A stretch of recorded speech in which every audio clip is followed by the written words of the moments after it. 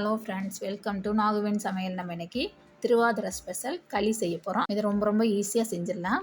அது எப்படி செய்யுதுன்னு இப்போ பார்க்கலாம். அது செய்கிறதுக்கு இந்த மாதிரி சின்ன கப்பில் 1 கப் அளவுக்கு பச்சரிசி எடுத்திருக்கேன். ஒரு 2 டேபிள் ஸ்பூன் அளவுக்கு பாசிப்பருப்பு எடுத்துக்கோங்க. ரெண்டையும் நல்லா 2 தடவை கழுவிட்டு குறைஞ்சது ஒரு அரை மணி நேரம் ஊற வச்சுக்கோங்க. இப்போ அந்த அரிசியை ஒரு வடிகட்டி வச்சுட்டு அதில் தண்ணியெலாம் வடித்து எடுத்துக்கலாம். இப்போ ஒரு கனமான சட்டி அடுப்பில் வச்சுருக்கேன். அது சூடானதுக்கப்புறம் நம்ம அடித்து வச்சுருக்க அந்த அரிசியையும் பருப்பையும் சேர்த்து நல்லா பொரித்து எடுத்துக்கணும். அந்த அரிசி நல்லா பொரிஞ்சு வரணும். அந்த தண்ணி ஈரப்பதம் கொஞ்சம் கூட இருக்கக்கூடாது. இப்போ பாருங்கள், நல்லா பொரிஞ்சிருச்சு. இந்த நேரத்தில் அடுப்பு ஆஃப் பண்ணிவிட்டு நல்லா ஆற விட்டுடலாம். அதை ஒரு மிக்ஸி ஜாரில் மாற்றிட்டு நல்லா ரவை பதத்துக்கு நைஸாக அரைச்சி எடுத்துகிட்டு வந்துடலாம். இந்த மாதிரி அரைச்சி எடுத்துக்கோங்க. இப்போ ஒரு சட்டியில் 2.5 கப் அளவுக்கு வெல்லம் சேர்த்துக்கலாம். எந்த கப்பில் நம்ம அரிசி எடுத்தோமோ அதே கப்பில் 2.5 கப் அளவுக்கு வெல்லம் சேர்த்துக்கோங்க.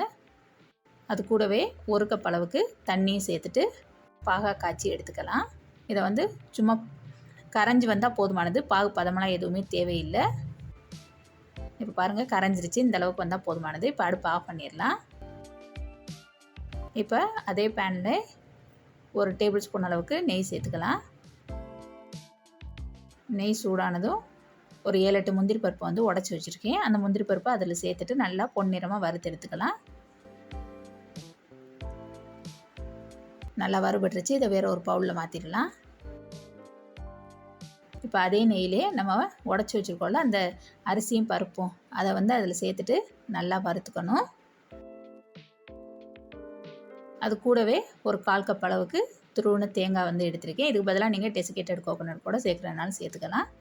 சேர்த்துட்டு நல்லா தேங்காயோட ஈரப்பதம் போகிறது வரையிலும் நல்லா வறுத்துக்கங்க. இந்த பக்கத்து அடுப்பில் கொஞ்சம் தண்ணி கொதிக்க வச்சிட்ருக்கேன். நல்லா தண்ணி கொதிக்கணும். இது நல்லா வறுபட்டுருச்சு. இப்போ தண்ணியும் நம்மளுக்கு சூடு வந்துருச்சு. இந்த தண்ணியை 4 கப் அளவுக்கு அதில் சேர்க்கணும். நல்லா சூடான தண்ணி ஊற்றுனோம்னா தான் நம்மளுக்கு கட்டிப்படாமல் இருக்கும். அதுக்காக தான் இந்த சூடு தண்ணி சேர்க்குறது.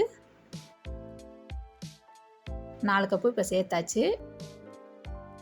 நல்லா கட்டியெல்லாம் இருந்ததுனாக்க கரண்டி வச்சு உடச்சி விட்டுட்டு கிண்டி விட்டுக்கோங்க.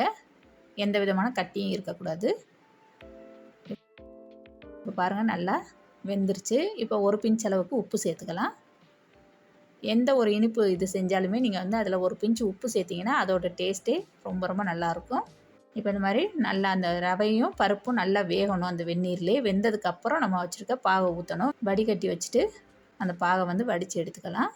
வேகிறதுக்கு முன்னாடி ஊற்றிட்டிங்கன்னா அப்புறம் இந்த ரவை வேகாமல் போயிடும், ரவையும் பருப்பும். அதனால் நல்லா வெந்துருச்சான்னு செக் பண்ணி பார்த்துட்டு சேர்த்துக்கோங்க. இப்போ திரும்பவும் கட்டி இல்லாமல் கிண்டி விட்டுக்கோங்க. இந்த மாதிரி கட்டி இல்லாமல் கிண்டினதுக்கப்புறம் மூடி போட்டுட்டு ஒரு 5 நிமிஷம் அப்படியே விட்டுடலாம். இடையில கிண்டி விட்டுக்கோங்க, ஏன்னா அடி பிடிச்சிடும். இப்போ பாருங்கள், நல்லா வெந்து வந்துருச்சு.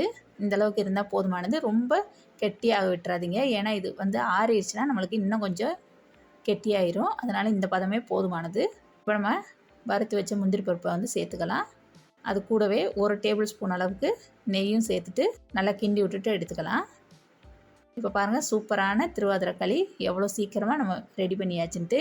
இது சாப்பிட்றதுக்கு ரொம்ப சூப்பர் டேஸ்டியாக இருந்துச்சு.